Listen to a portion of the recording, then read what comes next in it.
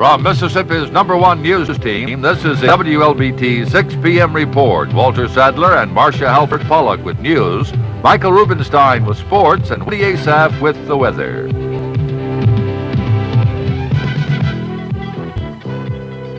Good evening, everyone. A mid-morning fire destroyed 6 units of the Hickory Knoll apartment complex north of Jackson. 3 engine companies from the Jackson Fire Department were called in to assist the Ridgeland Fire Department to fight the blaze, which swept through the old Canton Road complex shortly after 10 this morning. Fire officials brought the blaze under control within 45 minutes. No one was injured, as all tenants in the gutted units had already gone to work. The smoke was so thick and so black coming out, it just knocked me back. And by that time, the fire department from Ridgeland got here, and I gave the other keys to the other in the apartments so that they could get those open. But they told me that it looked like someone had left grease on the stove, either in whichever of the middle apartments there would be C and D. They're not sure which one.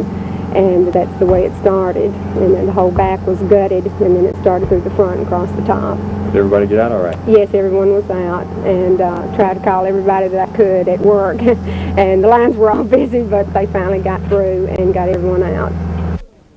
There were earlier reports that the fire started from a skillet of grease in the kitchen, but fire officials have denounced those reports. Ridgeland Fire authorities say the blaze started in a room adjacent to the kitchen. The cause is still under investigation. Meanwhile, convicted prostitutes could have their suspended jail sentences revoked as the city's tougher policy toward the crime goes into effect. The Jackson City Council today passed new legislation aimed at controlling prostitution in the city, as Gary Landry reports.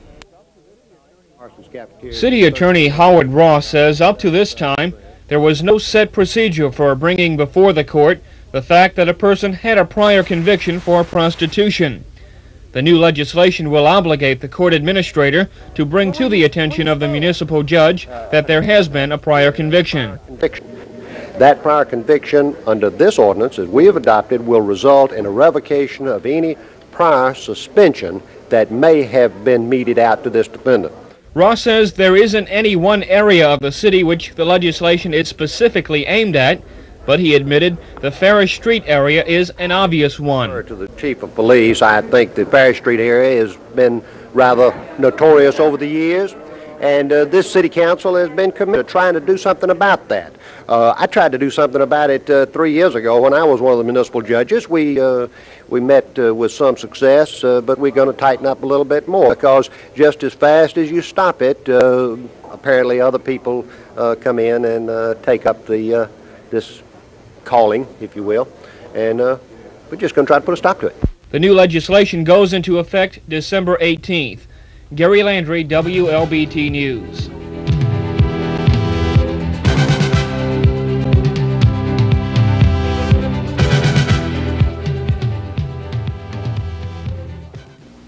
The new Grand Prix at Polmoke, restyled with more beauty, has become the second Mississippian to be named to Reagan's transition team. Neil Peden, a former member of Lott's staff in Washington, will serve as comptroller for the group. She has worked for Reagan since 1975. GOP officials announced yesterday 30-year-old Wilbur Collum, a black Columbus attorney, was named to the transition team also. Lott and other Republican congressional leaders met with Reagan today. It was Reagan's first meeting with congressmen since his election victory. Lott says discussions focused on Reagan's wish to work with Congress to turn the federal government around. The presidential election was 2 weeks ago today, and the final official results for Mississippi are still unavailable. Bert Case with more. This is where the final official tabulation is being made in the Heber-Ladner building. These men are Dexter Barr, former chairman of the State Tax Commission and a veteran of more than 30 years in state government, and Bill Neal, a former state auditor who has served on several occasions as a master for federal courts on Mississippi reapportionment cases. They were hired by Secretary of State Ed Pittman to ready the results for official certification. So far, they've certified results from only 44 of the 82 counties. We asked Pittman today what changes in election laws would be necessary to get official results sooner than 2 weeks after the election. Well, there are two things that we should do so far as the presidential election is concerned. One, we should vote directly on the presidential candidate and eliminate the 7-elector vote. And then secondly, we should require in every county a voting machine. The legislature could buy them and lease them, if you would, to the counties that do not now have them. But we ought to have a voting device and a voting machine so that we can tabulate instantaneously the results of the votes of the public of this state. Pittman says the latest total available shows over 886,000 Mississippians voted in the presidential election, and the total may go as high as 890,000. That's an all-time record. The previous record was 780,000 in the 1972 general election. This is Bert Case, Wlbt News. In other matters, almost 3 weeks after a tragic house fire in Bentonia, Mississippi claimed 2 lives, a 3-year-old baby girl is still unaccounted for. Authorities who have sifted through the burned ruins and the area near the home say they have found nothing, no trace. The child is officially listed as missing. Authorities have reason to believe the child perished in the fire, but there is no evidence to confirm that. Found in the rubble was the body of 14-month-old Maurice Jones and his grandmother, Minnie Lee McGowan. Coroner Vernon Stanley says no remains for the little girl were found in the ashes. After the firemen had knocked the fire down enough to get in, they found 2 bodies, a child that we determined was the 14-month-old baby and the grandmother. We were not able to find any evidence of the 3rd person, which would be a 3-year-old child, approximately 40 to 45 pounds. The little girl's mother was not at home at the time of the fire, having gone shopping. She says it would be a relief knowing one way or the other about her daughter. It would if I really knew. But the thing about it, I just don't know. Are you still hopeful? I'm still hoping something could come up. But in the meantime, I hope that some way she could be found, whether she dead or alive or what, And if I could find out, I'd be all right. The girl's disappearance is shrouded in mystery. No relatives have her. The only other explanation is when the fire scene was disturbed, the skeletal remains disintegrated. But then officials say the temperature should not have been sufficient to have burned all trace of the body. As many as 35 people have searched the area around the wooded area around the house for the girl without finding a trace. Meanwhile, the house where the victims burned was, according to the state fire marshal, very substandard, typical of the kind of house that contributes to Mississippi's high death toll from fires. Tomorrow, a look at other substandard houses in that area, and we will hear the mayor of Bentonia say there is no program to deal with that problem.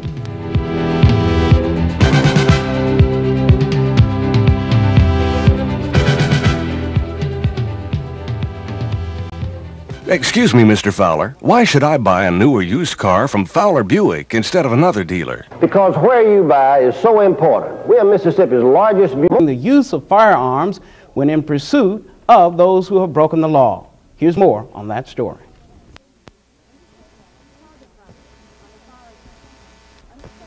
Target practice on the firing range. Under state law, police officers can shoot at a fleeing felon, but the U.S. Supreme Court has ruled they cannot. As a result of the legal inconsistency, the Jackson Police Department has essentially rewritten a general order pertaining to the use of deadly force to protect the suspect, the officer, and the public. The regulation will give police clarification on what is expected of them while in pursuit of a felony suspect. Just recently, a grand jury failed to indict Jackson policeman Gary King on murder charges of an armed woman. Police Chief Ray Pope said there has been a fine line in determining when it is necessary to open fire and stay within the boundaries of the old deadly force regulation. The police officer got on a fine line, ma'am, the day that he made the mistake of swearing that he would attempt to uphold the laws of this state and ordinances of this city, and he's been on a fine line ever since and will be until and possibly after the day that he retires. The citizens of this city employ us to go out and enforce the law, and you be real sure that you enforce the law very, very strictly, except on me and mine. And so where I get involved, or where my people, or where my family gets involved, you are wrong if you try to do anything about it. That's what we face. We still face it under a new order. City Attorney Howard Ross, who must review the revamped deadly force general order, said the regulation calls for restrictions and restraint on the part of police officers, in some cases, when it comes to the use of their firearms. Of course, to try to draw a general rule here that will apply to all cases is very, very difficult, but it will be restrictive in the sense of shooting someone who is running from you. The deadly force general order is now in its final form and on the city's legal desk for approval, providing there are no legal ramifications involved. Chief Pope said he expects to adopt the regulation and put it into effect soon as standard operating procedure for all police officers. The State College Board will discuss an unusual problem faced by Mississippi State University in its two-day meeting starting tomorrow. MSU is having a hard time finding some $74,000 to detoxify a 40-acre campus area contaminated by a rare disease spread from blackbird droppings. MSU officials say as a last resort, they may have to come up with the funds despite a tight budget next year. A preliminary hearing is set for December 18th for 3 Lowndes County men arrested in a raid last weekend in which 35 pounds of marijuana was confiscated. Officials say 26-year-old Ernest Knowles, 23-year-old Danny Bowen, and 32-year-old William Bowen are free on bond. The 3 were charged with possession of marijuana, and the elder Bowen is charged with intent to sell. Officials say firearms were also seized in that raid.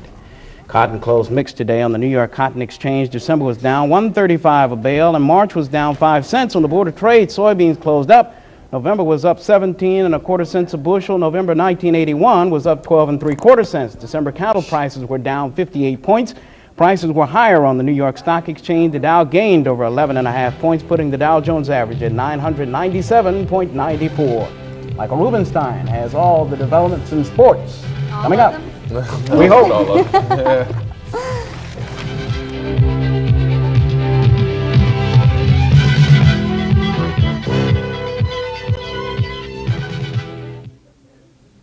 The great new taste of Mr. Pibb. When you're heading toward a great new beginning, when things are getting better and better all the time, you know you're heading toward the great new taste of Mr. Pibb.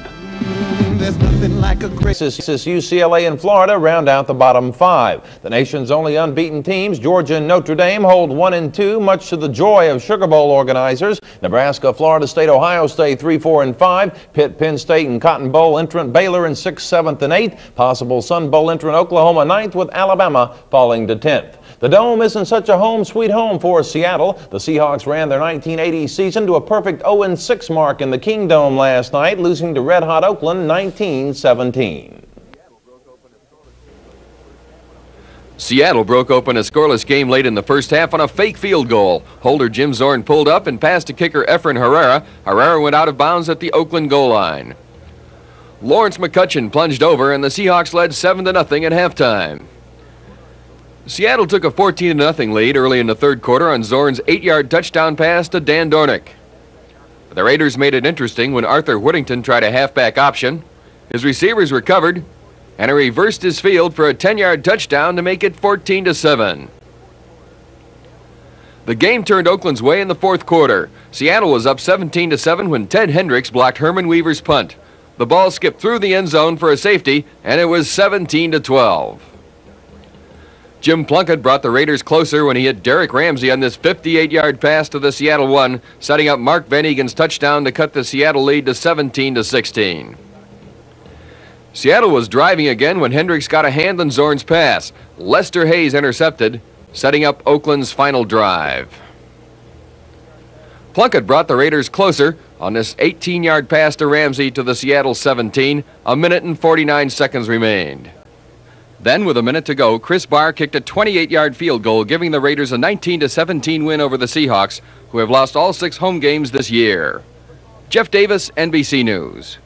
SMU football coach Ron Meyer today denied reports he had been interviewed for the head coaching and AD jobs at Memphis State. Meyer did admit he had called MSU President Thomas Carpenter, but only as a courtesy gesture. He asked me if I would be interested in the football coaching job, and I said no, said Meyer. In no way was the AD job discussed. Current MSU coach Richard Williamson was told last week he would not be retained, and AD Billy Murphy is rumored on the way out. Yankees owner George Steinbrenner was also denying a New York Post story that he had fired manager Dick Hauser. The Post said that general manager Gene Michael would replace Hauser. Today's story was completely without fact or basis, said Steinbrenner. ACC fans relying more on pomp than circumstance will certainly differ with you, but the most competitive basketball league in the country is the Big Ten. Indiana, Ohio State, Iowa, possibly Minnesota figured a challenge at the top this fall, but Illinois feels its chances have radically improved.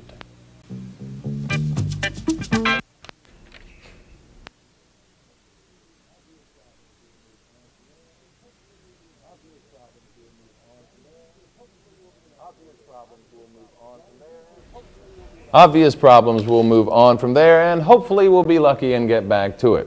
Johnny Bench has changed his mind, saying he will stay in Cincinnati and try to find a position other than catcher. Cincinnati has become too much a part of me for me to ask to be traded, said Bench at a news conference today. Bench expressed trade hopes just yesterday. The Reds have agreed to Bench's request that he catch no more than twice a week, but refused to guarantee him a starting spot at any other position. This and that from here and there in today's sports world. The stumbling Chicago Bears announced that head coach Neil Armstrong would return next season. Northwestern football coach Rick Venturi says he doesn't expect to be back next year. Why should he? The Wildcats have lost 20 straight. And former longtime American League umpire Nestor Shylock offered this quote today, a quote that would make any politician proud. Said Shylock, "I wasn't the best umpire in baseball, but there was none better."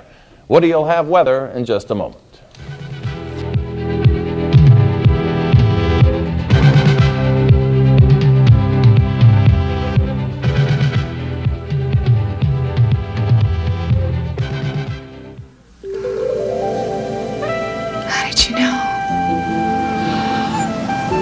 How did you know? Ooh, how did you know? How do you know what someone you love would love for Christmas? Just come to Zales. As the world's largest jeweler, who would have more of what more people want? We have not had any reports of snow or any predicted for our area. This big high pressure ridge you can see in Texas, Kansas, moving through our area, and as it moves the cloudiness out, the cold weather is moving in. It started getting colder today.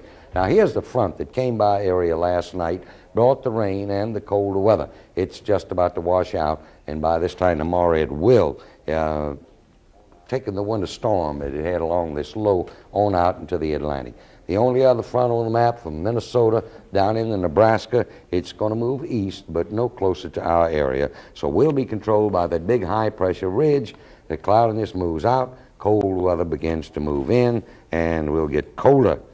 As I said, they got freeze warning out tonight, and incidentally that extends into Georgia, Alabama, Louisiana, all except southeast Mississippi tonight.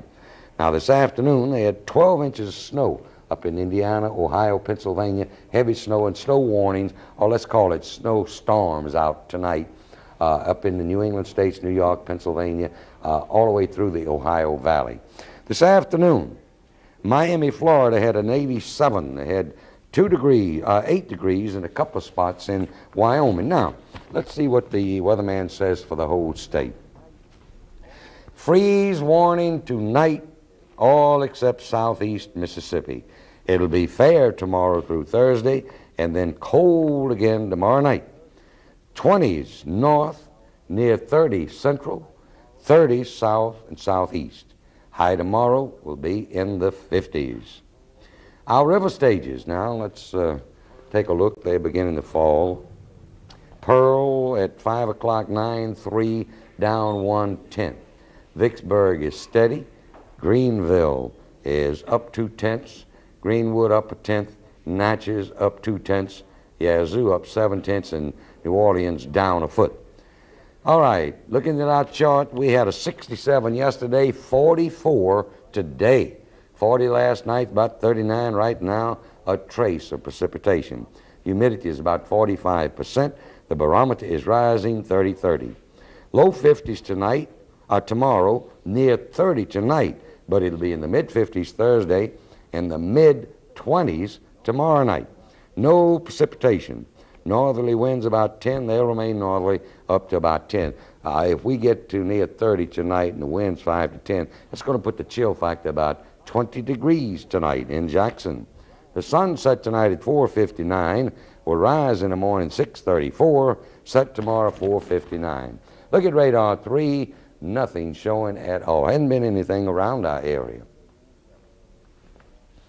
Just cold weather. And from all indications, looking at the long-range forecast, this might extend a little warmer in the daytime, but it might extend right through the weekend.